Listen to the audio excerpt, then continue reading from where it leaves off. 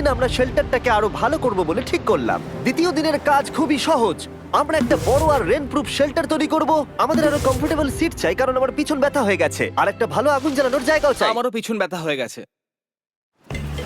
আমরা লম্বা শক্ত কাঠ খুঁজছিলাম যেগুলো দিয়ে আমরা আমাদের শেল্টারটাকে ছাউনি দিতে পারবো, যাতে বৃষ্টির জল শেল্টারের ওপরে জমে না থেকে পিছন দিক দিয়ে বেরিয়ে যেতে পারে। আর যখন আমরা নতুন শেল্টারের জন্য জিনিস খুঁজতে ব্যস্ত ছিলাম, তখন ম্যাক আর নোলান আমাদের জন্য নতুন সিট খুঁজছিল। তুমি ওটা দেখতে পাচ্ছ? হ্যাঁ, ওই জিনিসটা কি?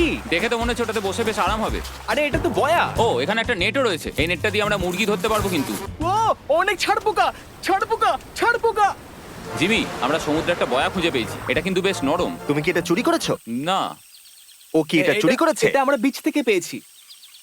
এটাকে চুরি বলে না? ও, এটা তো দারুণ। ঠিক আছে, এটা কাজে লাগবে। বাকি পুরো দিনটা আমি শেন আর চ্যান্ডেলার শেল্টার তৈরি করতে কাটিয়ে দিলাম। হ্যাঁ ঠিক হচ্ছে ঠিক হচ্ছে। এখানে এখনো রোদ আছে, কারণ সূর্য অনেকটাই নিচে।